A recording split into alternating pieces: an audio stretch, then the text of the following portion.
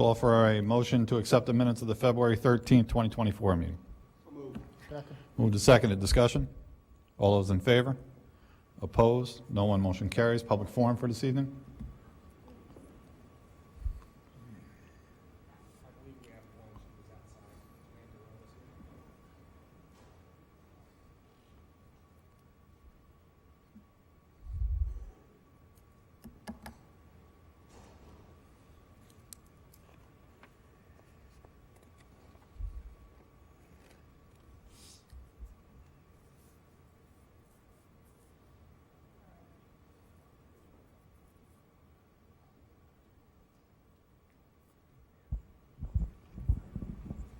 You don't have to sign. Well, yeah, you should sign, and then we'll bring you up.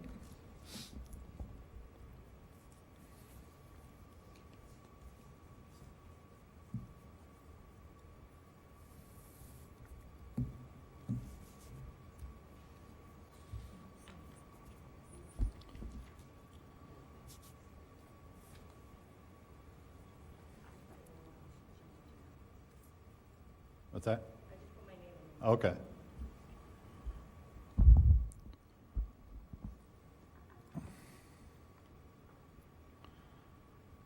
Public forum for this evening. Call to the podium Amanda Rowe. No subject matter. Just a reminder, you have 3 minutes and can make no references to specific personnel or specific students.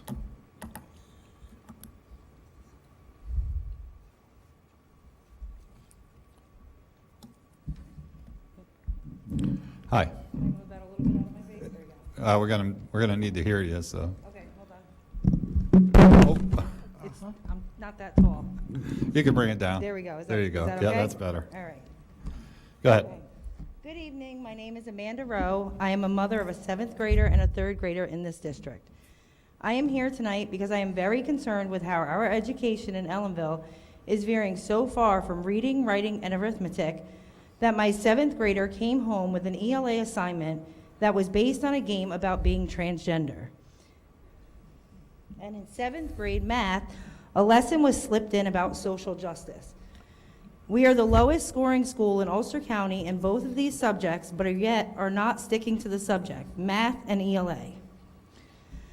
I don't understand how anyone thinks a game about finding a women's bathroom stall and hormone replacements is necessary to teach empathy, which supposedly was the lesson here, while also never even telling the reader what empathy actually means. I did contact Lisa Wiles right away about this, and she made sure it was removed from the homework assignment immediately. She determined that it was not appropriate for this grade level or class. How is it possible that a teacher can go onto News ELA and assign any reading assignment, appropriate or not? Where can us parents find the curriculum for each class, and what articles and/or books will be read?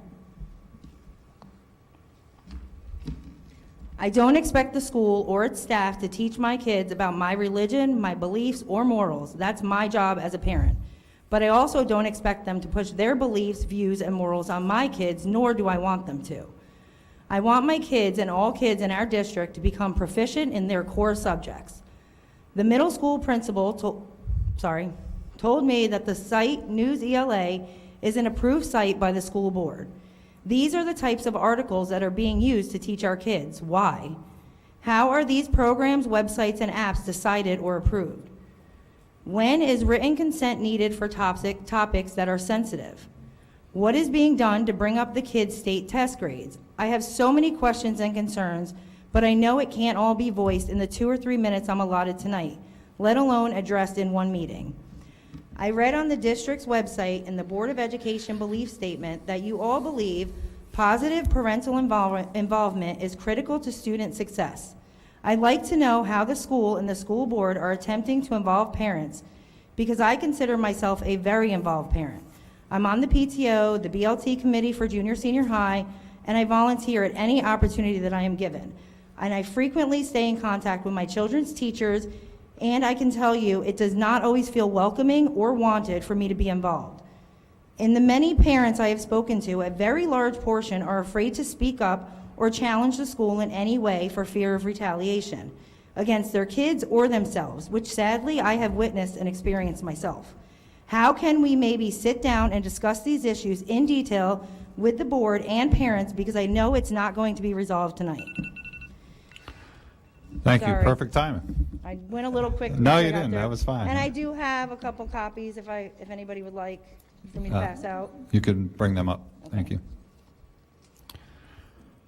I didn't- Amanda, my understanding is the superintendent was aware of the issue, and she did give you a call. If you would like to discuss it with her further, please make an appointment. She'll be glad to sit down and talk to you further about all your concerns. We certainly want you to be satisfied and certainly want parents to be part of our school district community. Superintendent, you have anything? No, I would encourage you, if you have other concerns that we have not spoken about, I know that you contact me whenever you do have concerns, Mrs. Rowe, so you should feel free to call and set up an appointment, and I'd be more than happy to address your concerns. And with regard to parent engagement, we do want parents engaged. We do a number of different initiatives during the year. We reach out. We have parents that sit on our school improvement teams. We have parents that sit on our BLTs, as you do, the PTO.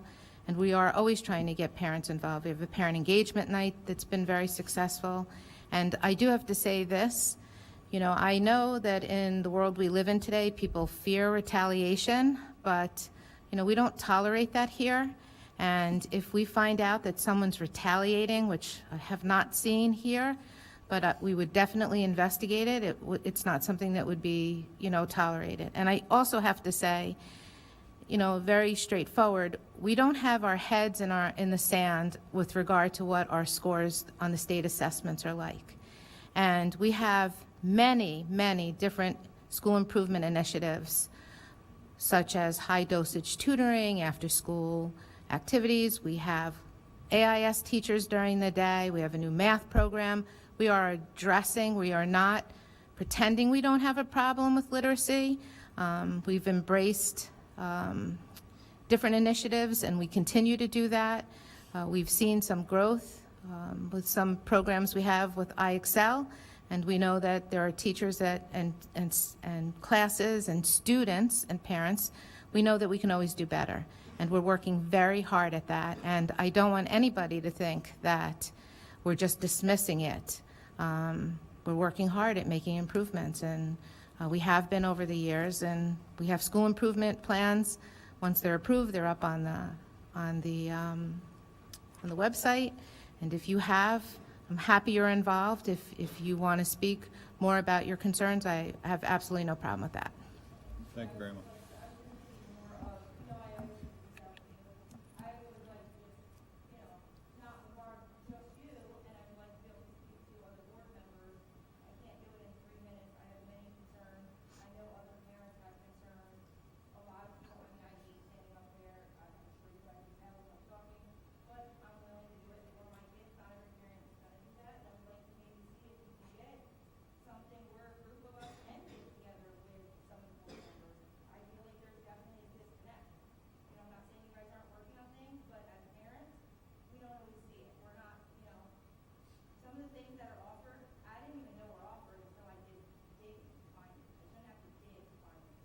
Well, we are really working hard at getting more information on our website and communicating those initiatives out, and we'll make sure that, we take that into account. I do keep the board informed, and, if you'd like to make an appointment, we can surely talk about it. Perhaps since you're directly involved in the PTO, maybe an invitation to the board to attend the PTO meeting to hear some of the concerns that they may not be able to bring to us here. That's a great venue. I'm not on the board of the PTO, I'm on the PTO, so I do attend every meeting. Maybe you can bring that back to them and see if they'd be interested. I'll speak to the president of the PTO. I think that's a great venue to do that. Sadly, the PTO meetings, I've been to everyone this year except for one, and there's only 2 parents that attend me and 2 that work. So again, it's the same. Well, we need parents to come out. We do. They're not, I get it, they're not coming out. Yeah. You guys know, anyways, I've been here for a while, when I have an issue, I show up and I come. But a lot of parents don't, and I don't know, so I would like to try and get parents, maybe this is intimidating to them, I don't know what it is,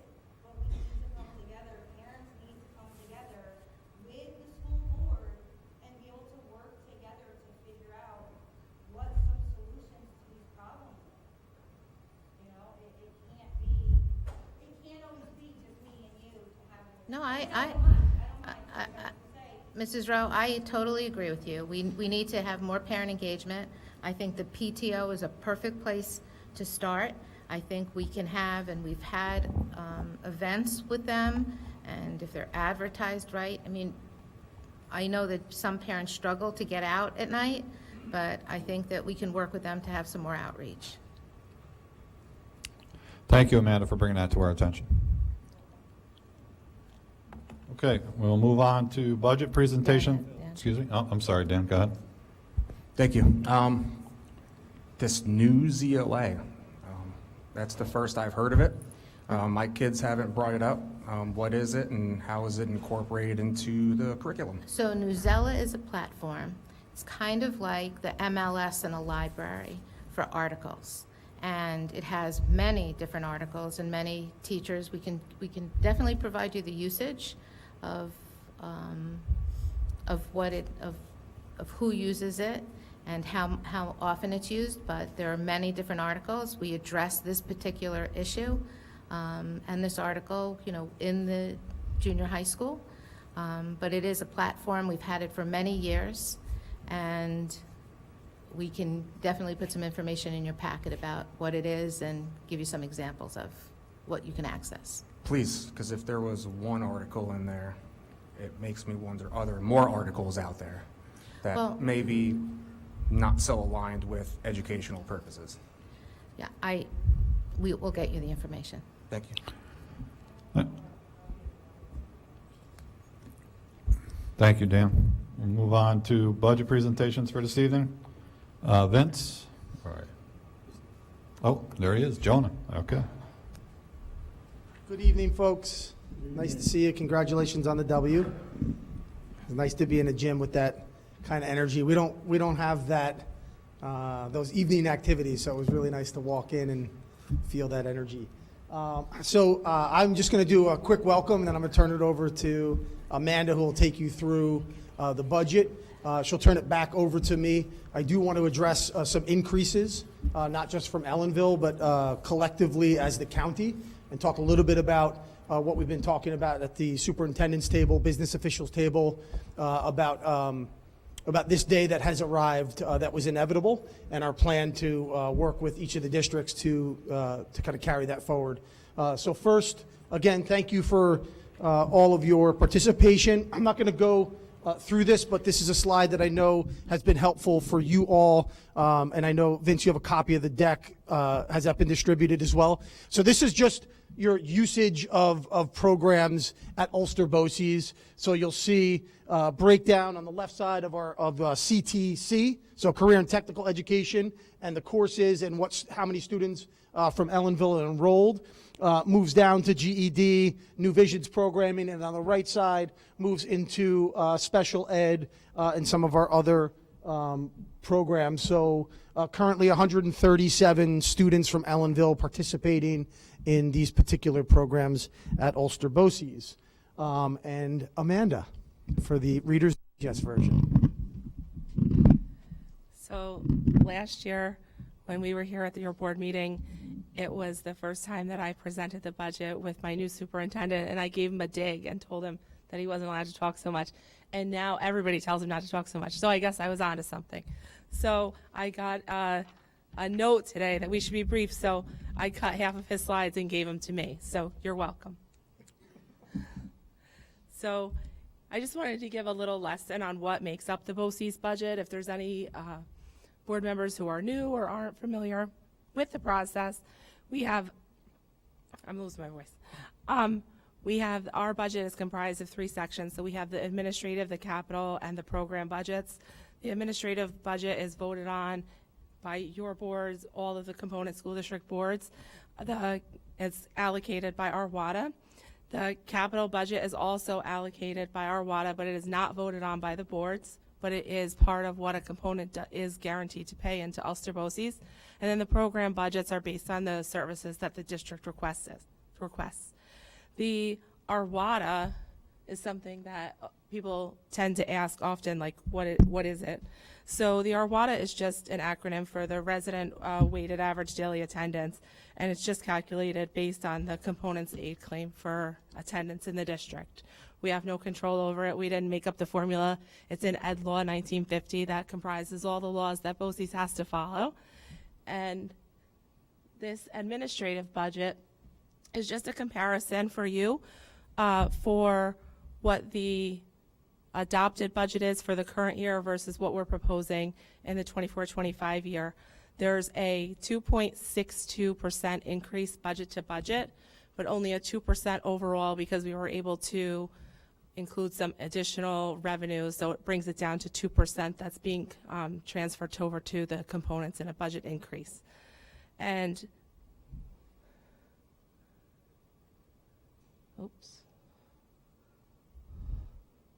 okay, administrative. Was I on the wrong slide before? I'm sorry.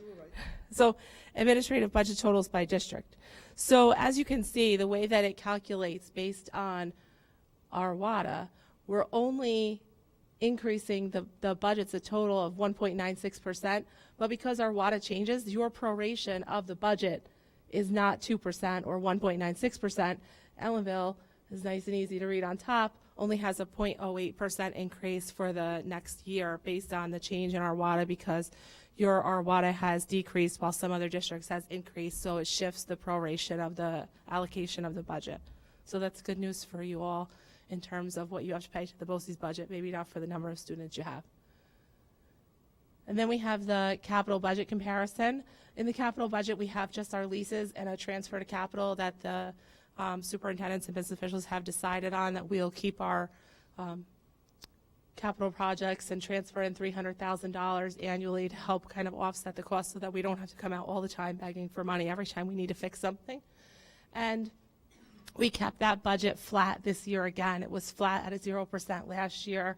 And you'll see in the next slide that even though it has a 0% increase, Ellenville's has a minus 1.85% in their budget. So you'll see a decrease in that budget from the current year to next year's budget.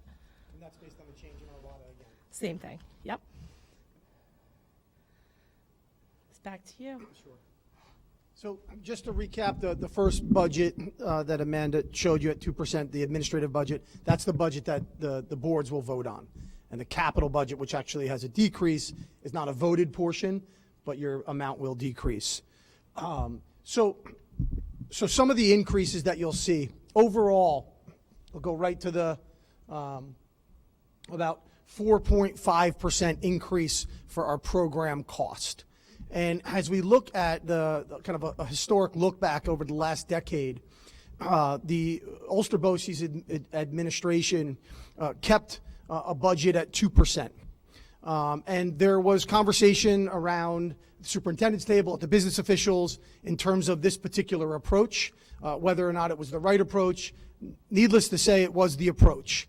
And while we had a decade of or here, 17 and 18, look back at 2%, as you all know, as you go into your budgets, increases were larger than 2%.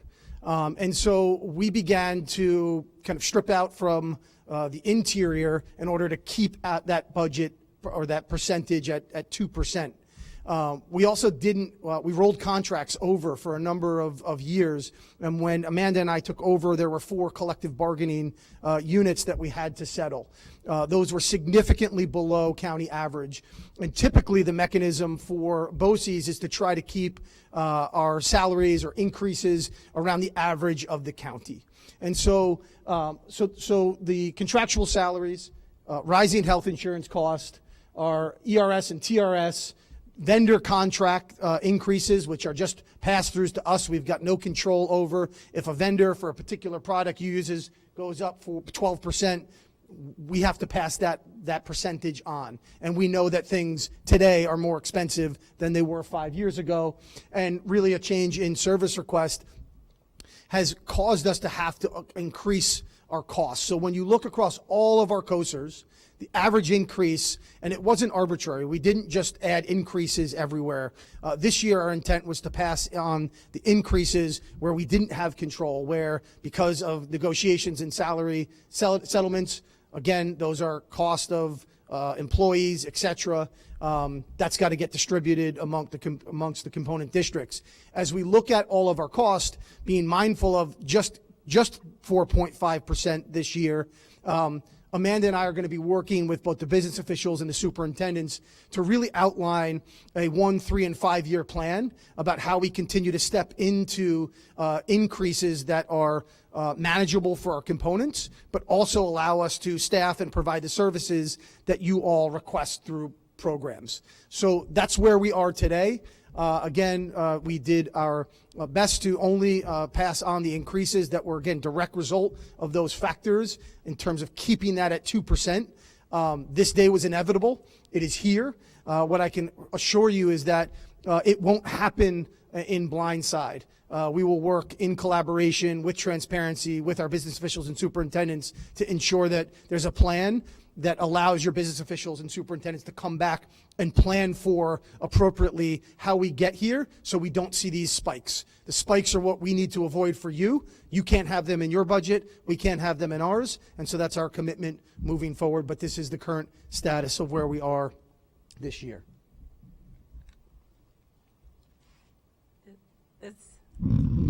This crazy slide. This slide was handed down to me from generation to generation, and I don't love it, but I'll tell you what I think it's trying to tell you. So if you look at the top portion, you'll see that for 5 years what the total COSER participation was, and then it subtracts out any COSER participation that was not eligible for BOCES aid. So it's kind of hard to see, but there's 3 blue columns. The transportation one is blank, but those 3 actually add up to, like in the last column, the 5.1 million. So it's kind of a backward slide. But anyway, those subtract from the 9 million, and you can see that the total amount that was eligible for BOCES aid was 4.3 million in the current year anyway, and that what your aid ratio is. So you can see for the past number of years that you've been getting from your BOCES participation, the net cost has been staying pretty stable around $5 million. We'll have the final numbers next year when we come out for what the current year is, but we've been trying to remain consistent overall from year to year at the 2% increase, trying to keep cost level. But as Jonah mentioned, we've just had such a terrible time with trying to get our contracts settled and vendor increased costs that are out of our control. So we are in the situation that we're in now with some unit prices that are higher than others or higher than we'd want them to be, but an overall average increase of 4.5%. And we did try to keep the admin, the admin and the capital budget that's out of your control at a manageable level.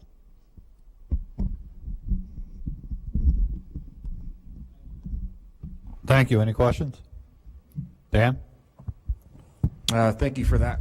Regarding vendors where you don't have control of the cost, have other vendors been looked into that possibly offer a lower cost of what they're providing? Sure.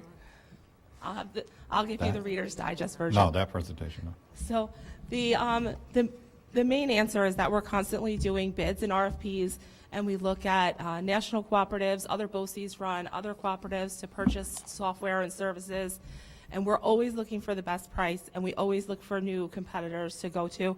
There are some things that we can't change. For example, the library system. All of the school libraries work together, so they kind of run a dynasty on that. So it's very difficult to change something like that. Frontline that runs many of your financial services, your sub-calling services, anything like that is very difficult to change a system like that, so we can't switch annually. But we do look at it after a number of years to try to see what makes the best cost sense. So we're always looking at those things. And if you have any suggestions, we're always happy to hear them, but we're looking in all ways over to try to save money.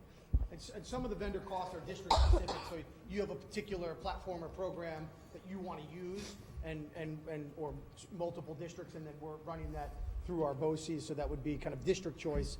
But just like any entity, right, there are some ed tech giants that got the market cornered. And again, that's just kind of status of the landscape. But we are always looking for competitive and best product. Thank you. Anybody else? John? Amanda, could you just get this to us when you bring numbers? Because I'm one of the more senior members on the board here, and I couldn't see anything that you were talking about up there.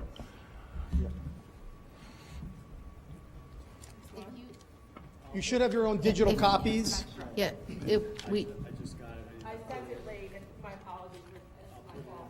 we'll make sure it's Okay. uploaded in Yep. your packet so you have it digitally, but he just received it. We'll get it to you by the Friday before when you post. Yes, please, thanks. And Dr. Schenk, I know I've asked you this many times before, but I'm seeing more and more districts consolidating and trying to work together with programs, and I'd like to encourage you to continue to look for programs that could come to us. Again, even with Kingston, we'll still be one of the farthest districts away, and listen, all the costs are going up, but if we could work together to try and bring some programs back home, we'd appreciate it. I'm always open to those conversations, and where you see an opportunity or a viability back here in Ellenville, with Lisa and Kelly, we're happy to bring a team together and look at what that would look like, for sure. Absolutely. Anybody else? If not, thank you, John, Amanda. Great. Thank you all. Appreciate it. Yes.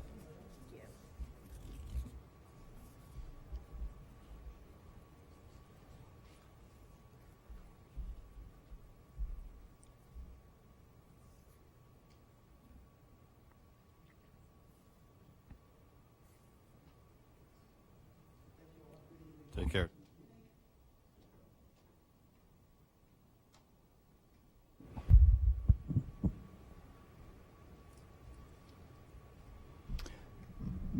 Tonight's presentations are BOCES and special education.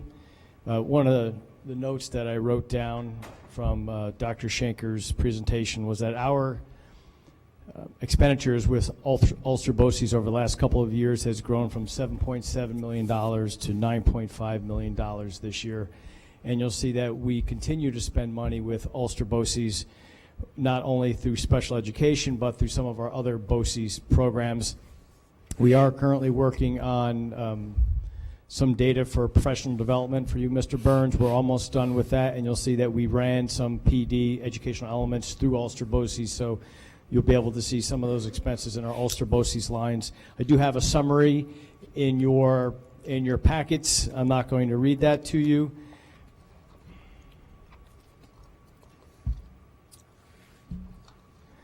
But overall, as of right now with this presentation, non-BOCES special education costs are up just about $1 million. BOCES special education is down about $500,000, but Jessica and I were talking today. There's some students that we think are going to be coming into the district.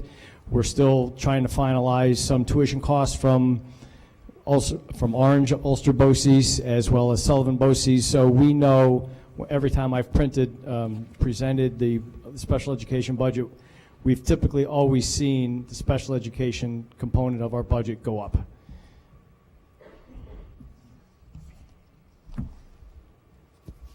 On the slide that you see up on the screen here, just some of the line items from the special education budget. You'll see non-BOCES. These are private schools. Tuition is up, I said earlier, about $950,000. That's the $645 and the $236,000. That's lines 9 and 10 in the special education budget. And then summer tuition, we saw more students from special ed attending summer school this past summer. We expect to see that the same for next year. Does anybody have any questions for Jessica and special education before I jump onto the other BOCES? And John. I'll have Jessica come up.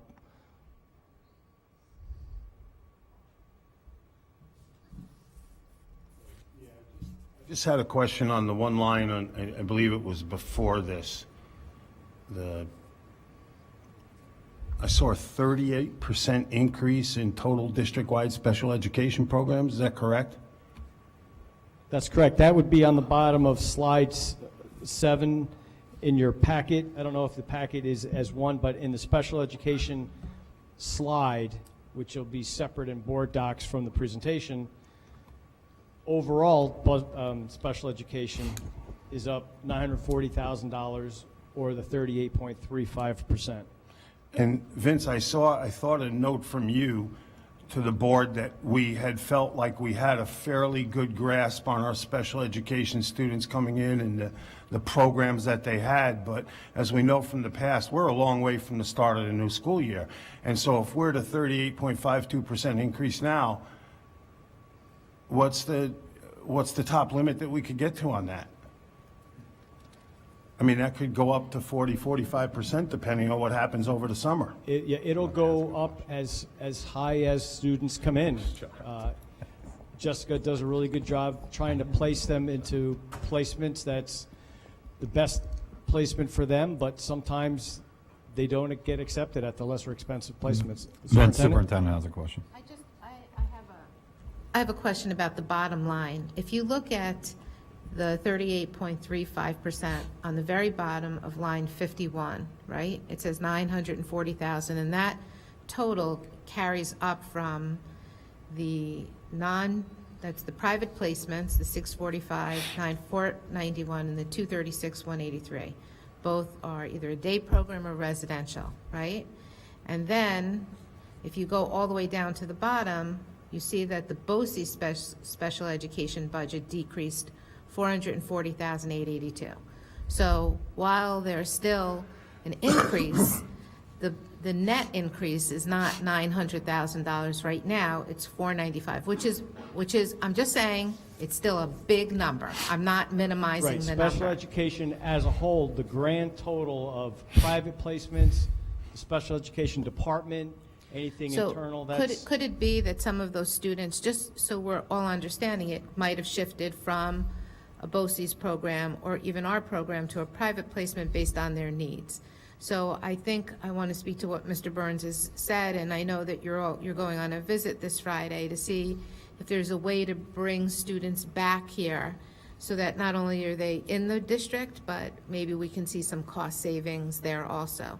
At the last board meeting, I was also questioned about, if you remember, what public excess cost aid is and private excess cost aid. So I think what could be helpful for the board also is on those lines when we spend that money, what the aid is to net that out. I think it's important to see the whole picture of it. I am not minimizing the increase. I'm going to say that 10 times. I think Mr. Burns is right on with these numbers going up. But I think that we need to look at all of that to make decisions on what programs can come back, what are we doing, and I know we've made some progress. I don't know if you want to talk about that, Jessica, or...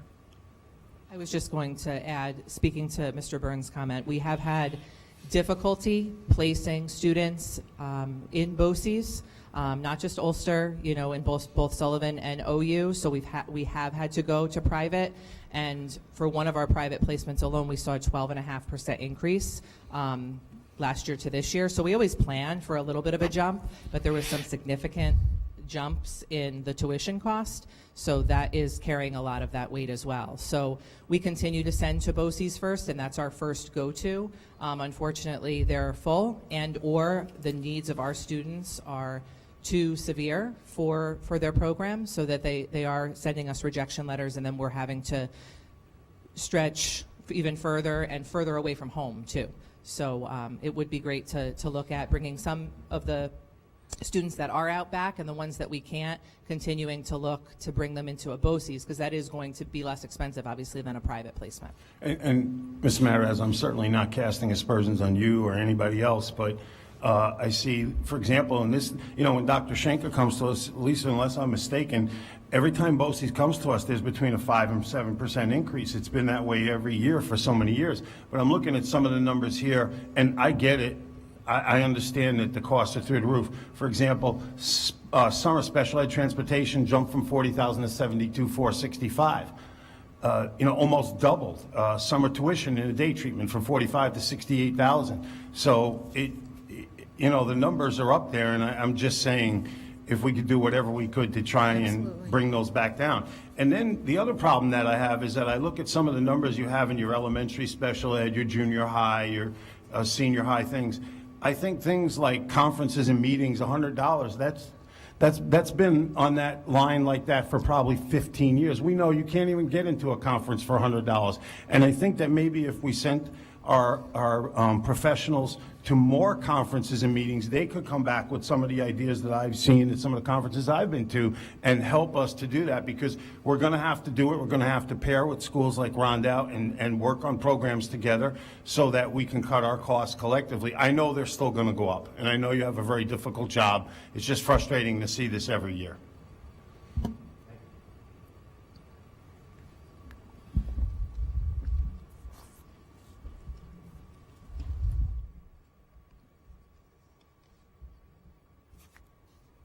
Anybody else for Jessica? For while she's here? Jessica, any questions for special ed?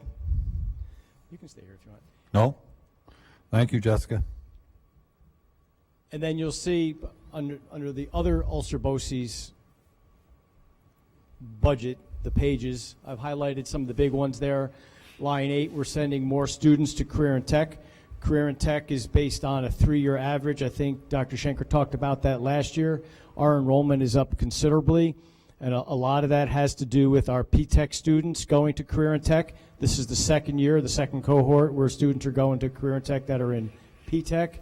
So every year those numbers have been going up, and I remember when I first started as a business official, we actually charged Mr. Probone to send more students to Career and Tech, and he's been successful. They do a good job promoting going to Ulster BOCES.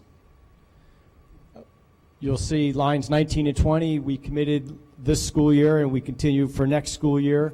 For the arts and education, that's the Stockade Works or SWAY. That's lines 19 and 20. TSTT, that's driven strictly by enrollment, the number of students that attend the Today's Students, Tomorrow's Teachers program. Lines 25 through 27, TTP, that's Therapeutic Transition Program. This includes not only short-term, I don't know whether it's 35 or 60 days for short-term TTP, but we also are paying this time for the first time for long-term TTP students that might have to go into a therapeutic program for a long period of time. And then line 150, or 36 to 38, we've decided not to continue the content specialists with Ulster BOCES. We had a discussion with them recently just so that they would know to plan accordingly staffing-wise. And then line 152, public information services, that's our website, that's mailing newsletters home, things like that, and that's all through Ulster BOCES. Any questions? John? Vince, just on the Today's Students, Tomorrow's Teachers program, they jumped from $32,500 per unit to $38,000. And in the past, I've had experience with this organization. Some of our students aren't considered for that program. It's supposed to be anybody that's interested in it. Could we do anything to work on that and see if we can get more of our students involved in that and more of a variety of our students involved in that? Because their costs went up per unit almost $6,000 per student. It's unacceptable. I mean, I get inflation, I get all of that, but we shouldn't just sit back and take these cost increases from these groups year after year without asking about them. Vince? Yeah, so that's a program that's on the instructional side. Yeah, we'll look into I'll it. have to reach out to Carl to see how he promotes the TSTT program, but that's based on the number of students that are going and what we've seen in the past. TSTT has fluctuated between Sullivan BOCES and Rockland BOCES, and I don't know if this is a new price based on a different BOCES, so off the top of my head I can certainly look into that. I may have budgeted this school year for, let's say, Rockland BOCES, but it's really Sullivan BOCES because sometimes they change during the summer which BOCES is going to be housing the program. When I look at the numbers, I just want to say that the difference in the price per student goes from, on the TSTT line, $39.27 to $44,084. But I know we're budgeting for another 7 students. We should make sure we'll look into the access to that program, but we should also make sure that we have that number of students, because I know that in the past we haven't. So I don't know where we got that number, but we should look at it. Yeah, I think this year my budget number is a little bit light, and that was based, I reached out and got the current enrollment. So I'm pretty confident on the number, but I will certainly double check We'll that. take a Sue look and at I can it. check that tomorrow when we get back to the office, just to make sure that the students that we think are going to be enrolled are actually based on the numbers we have right now. Vince, I'm assuming that the Rockland County would be more of a cost to us than Sullivan County, Well, just on the distance. transportation-wise alone, absolutely. But the I kids don't know about the go to cost of the Rockland buses. County. That's not, I just want to talk about the program. The kids don't go to Rockland County or Sullivan County. The program's run in-house. There are some workshops that they go to. The costs are run through the Rockland BOCES or the Sullivan BOCES so that you get aid back. So on this slide with all of these costs, we usually get anywhere from 50 to 60% back, depending on the COSR, of aid back. So while we might spend, and I'm not just saying that program, but any of the programs, the therapeutic program or anything you see here, if you see a total cost, even on the career tech, of $100,000, we might get $60,000 back in BOCES aid. So when we go over the revenue again, I'd like you to point out for the board the line on the BOCES aid so that they could see if we spend $7 million, how much aid we get back to offset the cost. And I'm not saying we should just spend our money because we get aid back, but I think it's important to point that out also. But with regard to TSTT, we can definitely look at it, but we're not sending kids to Rockland County to this program. Lisa, you've always told me that we get aid back, and that's 60%. But what I'm telling you is that our 40% of that share continues to go up Agreed. incrementally. Wholeheartedly, and we should always be looking at that. Thank you. Vince, next. That's it for me. Okay. For tonight. All right, thank you very much. Move on to reports and correspondence. Myself, I just, along with all of you, witnessed a great game. Ellenville won. They move on now to Thursday to the next part of their sectionals down at the Mount St. Mary's. Do we know who they're playing? I think Jack Burke, right? We're not sure yet. You're saying Chester or Burke they played? Yeah, I thought it was Burke, and I think it's 5 o'clock at the Mount on Thursday, but we'll post that information up on the website and our Facebook page. They played a great game, and we wish them well in their next endeavor. Anybody else? John? Yeah, I just want to say thank you to Amanda Rowe for bringing her concerns forward, and I'm very disappointed that this is taking place in our classroom, and I'd really encourage the administration to look at that and also maybe get back to us on a report on why that happened. I thought we just had a discussion about this and that it was made clear to the staff that certain things were out of line for education, and I'd like to see that because it's very disappointing. I could tell you that once the superintendent found out about it, she immediately contacted the building principal. They did do a full look at that, and they took care of it right away. So they'll continue to look at it, and they'll bring it back to you. Anybody else? Lisa? I would just like to remind folks that all the board members have email addresses and they're posted on the website. So I'm always really thrilled to hear from the community and parents, and to always take advantage of that, especially for folks who can't make it out to meetings or in the evening. They're all on there, they're listed, and it's a great way to reach us. Thank you. Anybody else? All right, we'll move on to our student representative, Jack Henry. Good evening. So for happenings and events, tomorrow night there will be a district-wide band concert featuring the 6th junior high and senior high school bands starting at 7 o'clock tomorrow in the high school auditorium. Next Tuesday is a district-wide choral concert, also beginning at 7 p.m. The high school musical will be taking place on March 16th. Rehearsals have been taking place, and they are going well. And finally, this Friday is Read Across America Day. For athletics, spring sports lineups are now open for all varsity JV and modified athletes. The boys varsity basketball team hosted the Rhinebeck Hawks today. They finished their regular season with a 16-1 record. They placed runner-up in M Halls to the Lady of Lords, and placed their Section 9 Class B semifinal game earlier today. They won the game 61-55 and advances to the Class B championship on Thursday at Mount St. Mary. And finally, for fundraisers, the class of 2026 is selling Little Caesars. They will be due March 18th. And finally, winter is coming to a close, but our Blue Devils merchandise store is not. The link is tinyurl.com/ECSD merch, or you can use the QR code. Thank you. We will move on to Superintendent Lisa Wiles. I have a few things this evening. I do want to just reiterate what Jack said about the district-wide concert tomorrow night that we're having. I think it starts at 7 o'clock, if I'm not mistaken, 7 o'clock. And I really want to just do a shout out to the music department. You know, initially, the concert was scheduled for this evening, and we had a discussion about moving it to tomorrow, and so that our families could participate in both if they wanted to.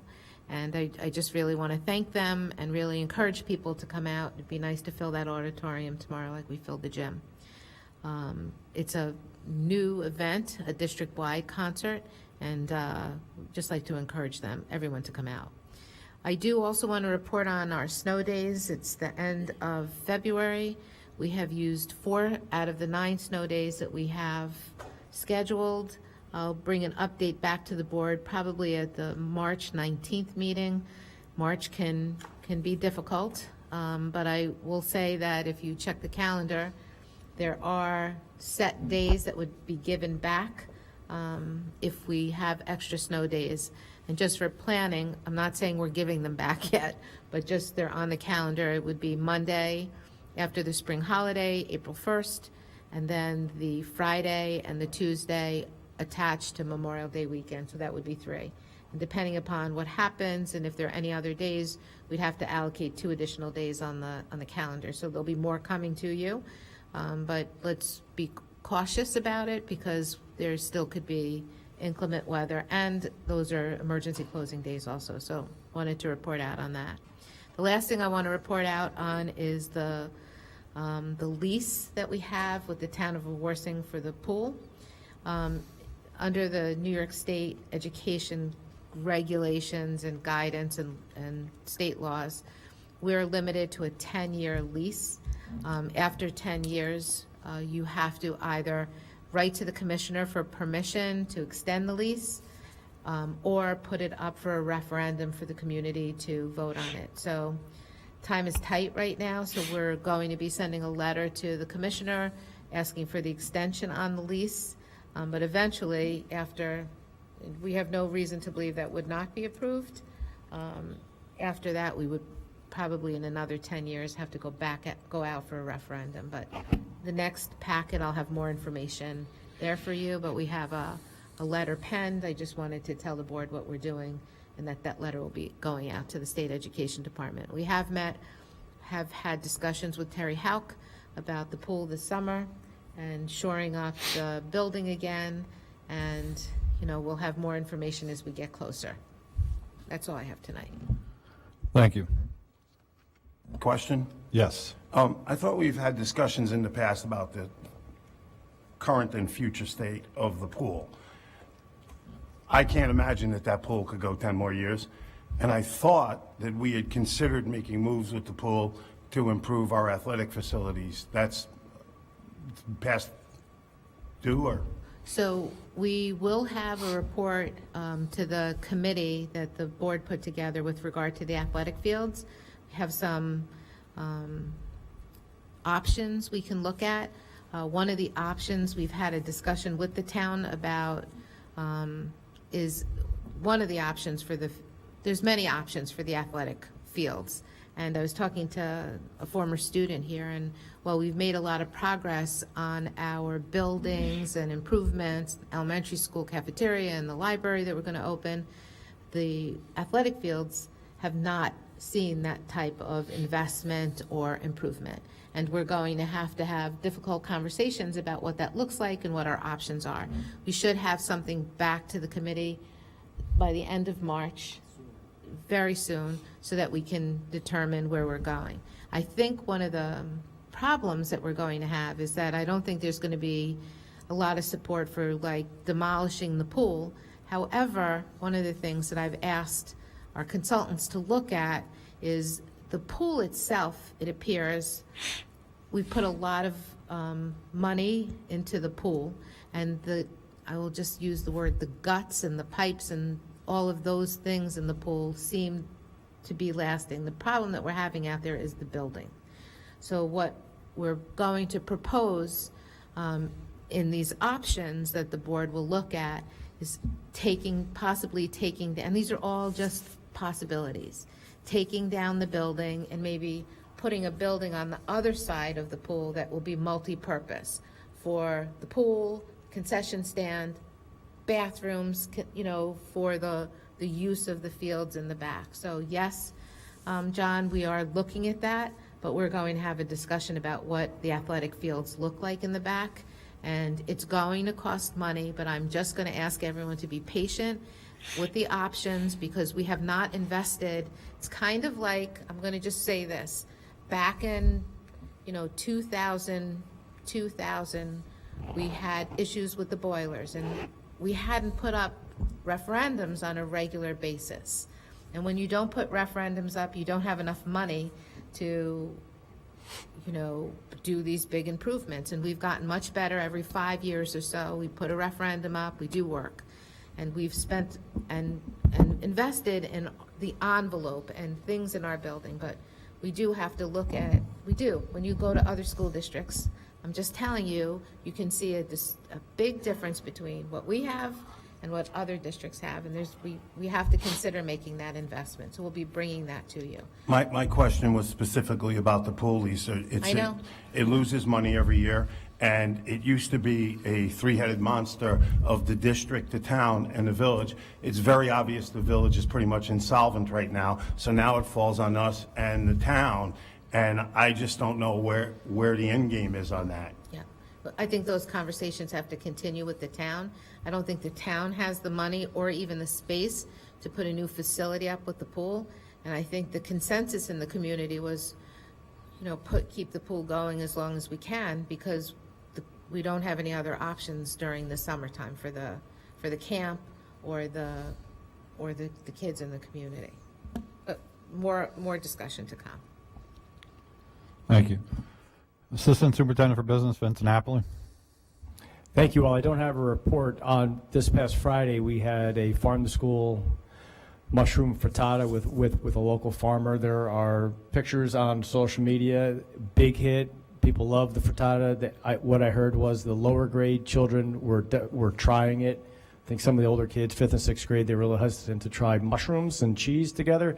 But the K1 and 2 kids absolutely took a stab at it, and they liked it. Thank you. Well, I, for one, don't blame them for not wanting to try mushrooms and cheese. Deputy Superintendent Kelly White.